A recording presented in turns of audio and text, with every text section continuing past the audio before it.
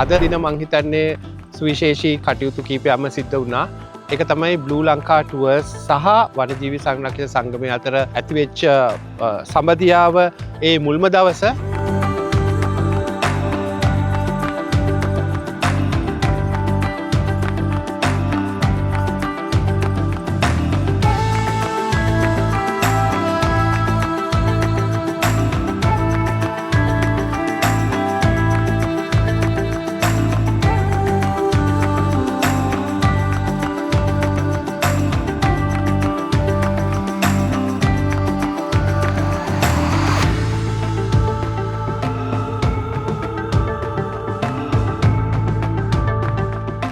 Blue Lanka tours සමාගමේ සේවක සේවිකාවන් මහත්වයින් හා මහත්මියන් ඇවිල්ලා අද අපේ හියාරේ රක්ෂිතේ පැල සිටුවීමේ ව්‍යාපාරයක් කරා. මං හිතන්නේ ඒක ගොඩක් වැදගත් වෙනවා. මොකද එතන ශ්‍රී ලංකාවට ආවේනික පැල රාශියක් කැලේ පැල කරා.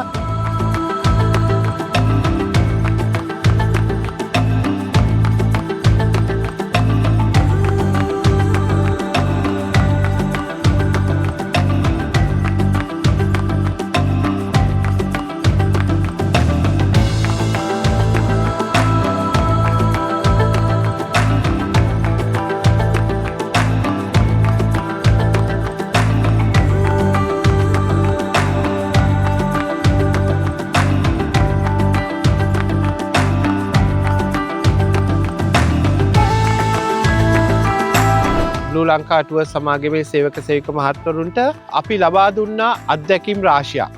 එකක් තමයි පැල සිටුවීම. බෝට්ටුවේ ගිහිල්ලා වැසි වනාන්තරයක වැස්සේ තෙමමින් ඒගොල්ලෝ පැල සිටෙව්වා.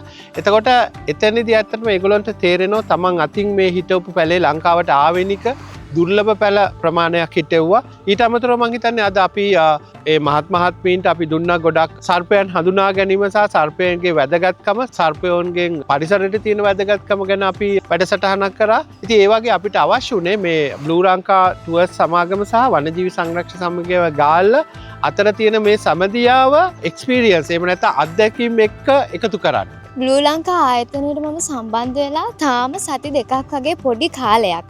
ඒ වුණාට මේ පොඩි කාලය ඇතුළත මට කම්පැනි එක through ලැබුණ opportunities ගොඩාක් වැඩි.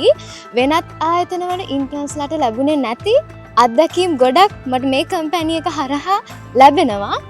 අද මට අවස්ථාව හම්බුණා CSR ප්‍රොජෙක්ට් එකකට ජොයින් වෙන්න. උදේ අපිට තිබ්බා tree plantation program එකක්.